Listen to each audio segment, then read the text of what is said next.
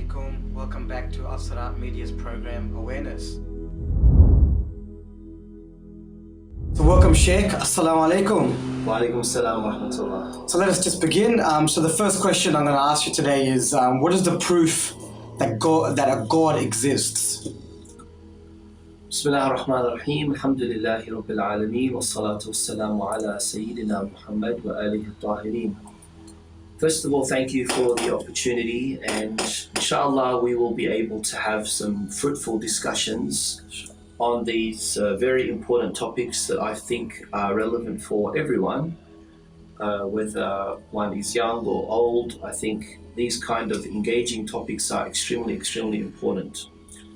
Now, one of the things that we do know as Muslims, of course, is that we're born into Muslim families, and we try as much as we can to understand what is the purpose of our religion, how we are able to increase in our understanding of religion, and also, most importantly, believe with conviction, that we're convinced about what it is that we believe in. And that can only be done if we put efforts, if we invest in time and research and investigation and study, and know about the tenets, the foundation, the principles, the fundamentals of our religion. And I think something that stands out as a religion, Islam, is the concept of Tawhid, of monotheism. But monotheism, even though there are other religions who do believe in monotheism, Islam really takes a very different kind of approach to monotheism, seeing the Almighty as the one and only God.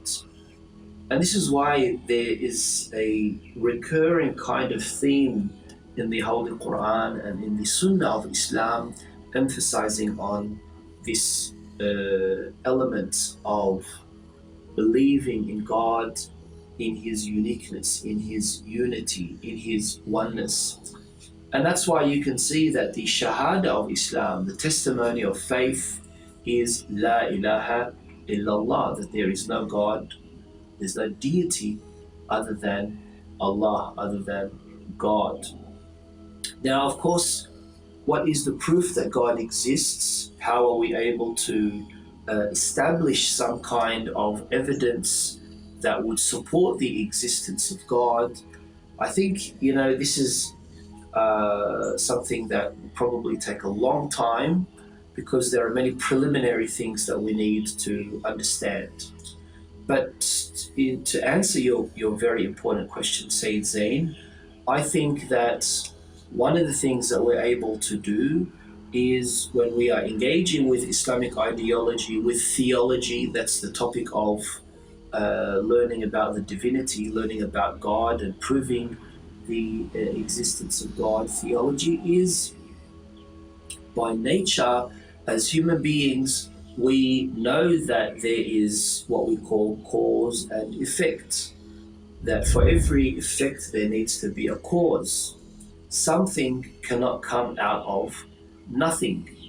There needs to be somehow a relation between that which exists and that which brought it into existence.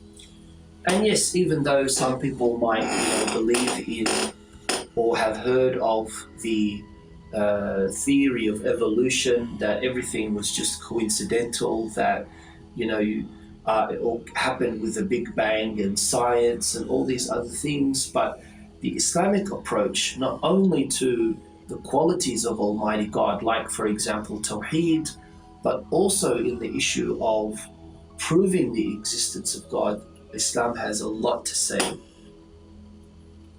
Sheikh, that's a really good answer. But kids always come up to me, especially the younger ones, and you're saying that we need there's an innate, understanding that there's a creator there, and you're saying there is evidence that supports this. And my next question was going to be, what's the proof or what's the evidence? and you've given an answer for that. But if we can't see God with our own eyes, then how can one prove his existence? Like, that's a question that kids always ask, especially the younger ones. They always ask this, well, if we can't see it, because everything they can see in front of them, they can smell, they can touch, but they can't see God, but we're asking them that God exists. But that's a question that we always get. Can you please answer that for us? Well, I think just if we look at the issue of causality, cause and effect, I haven't really answered like a whole kind of evidence or put forward a whole series of arguments to prove God's existence because of the time restriction that I think we have in this program. I'm just trying to give key points that will hopefully trigger my dear brothers and sisters to go out and do their research and read about these things. But just this very fact of something cannot come from nothing would hopefully create that curiosity in people's mind for them to realize that, oh yeah, you know what, this issue, this theory of us coming from apes or from chimpanzees or whatnot sounds so absurd. It is more science fiction than it is non-fiction. It's more science fiction than it is science. And so, that itself hopefully will bring about that interest, that curiosity, that inshallah brothers and sisters will be able to spend some time and effort outside of the program and go on. As for proving a God, when we know that the qualities of this God that we believe in is not a part of the material world, in the sense that, if you are in need of something, if you are dependent on something, how can you be superior? How can you be a God if you need limbs? We need our eyes to see. We need our hands to touch. We need our feet to walk. So we are in need. We have haja. We have needs. And as for Almighty God, because He's the creator of the heavens and the earth, because He created everything, He can't be a part of that which He created. He's the superior being. And therefore, it doesn't make sense that this great, all-knowing, all-powerful creator all of a sudden now needs certain things, needs limbs, needs arms, needs senses. And therefore, the Islamic perspective is that God is absolutely immaterial.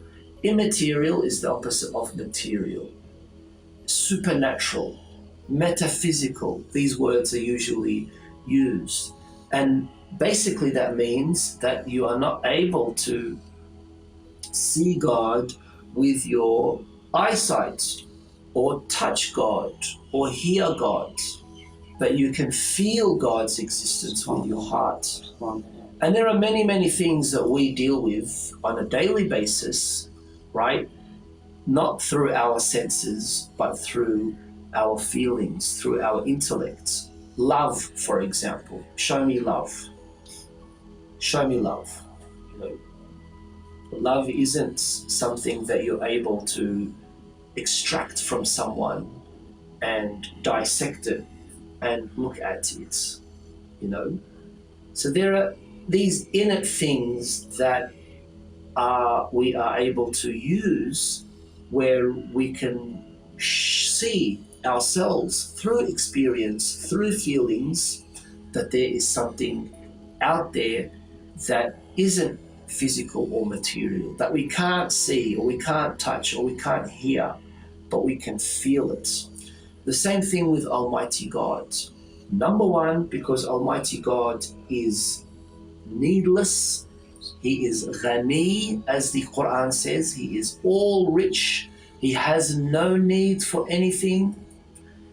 And number two, we are able to experience and feel God through our heart and through our intellect. The same way as we prove existence of our soul, or we are able to, experience oxygen, but we can't see oxygen.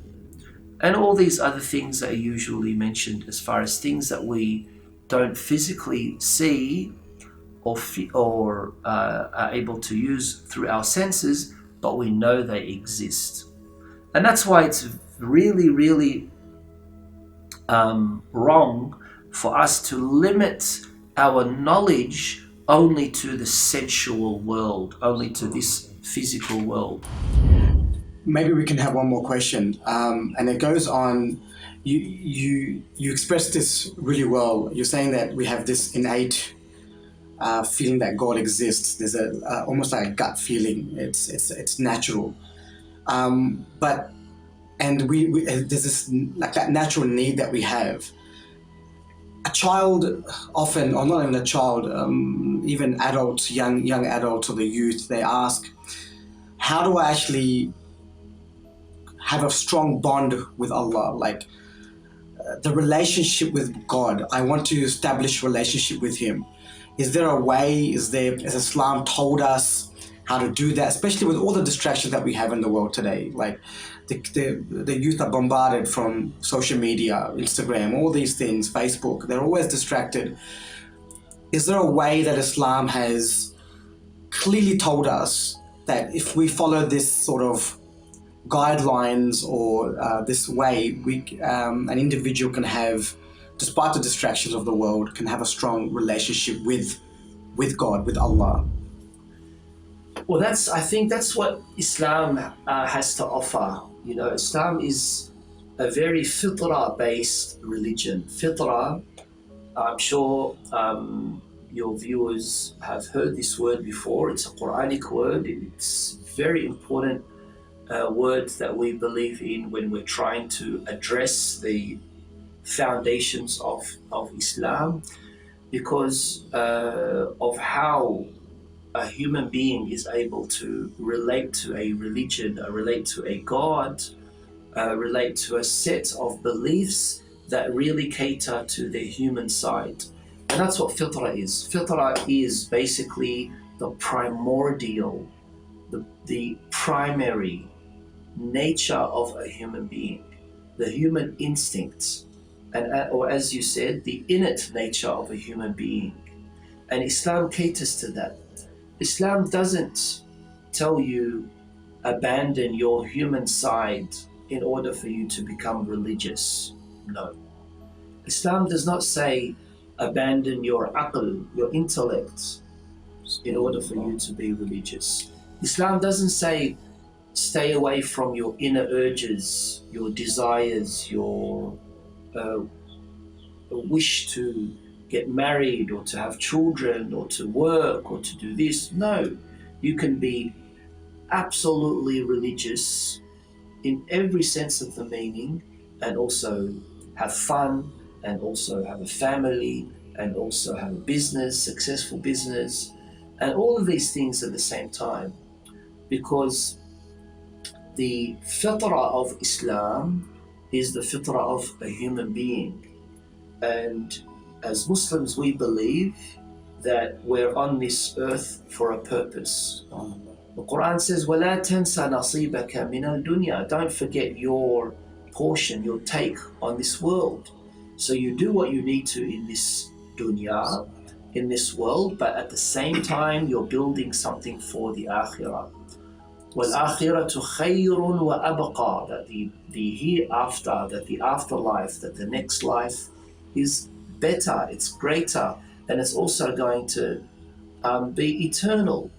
And so when we understand Tawheed, when we understand God's existence, when we know that Islam has something to offer that is going to be very much in line with our human side, then of course at the same time that is going to contribute to me not only being a positive person, not only being a productive person, but also living with God, doing everything that I need to, interacting, living, socializing, working, entertainment, whatever it may be. But at the same time, I'm a devout Muslim. I'm a religious person. I believe in God, and God is with me all the time. SubhanAllah. Sheikh, that's actually a really good way to end our first session, because the next program that we have will actually be based around the practicality of religion and identity. So thank you so much again, Sheikh, for joining us. It's been a pleasure having you on the program. And we'll end on that note. So, assalamu alaikum wa rahmatullahi wa barakatuh.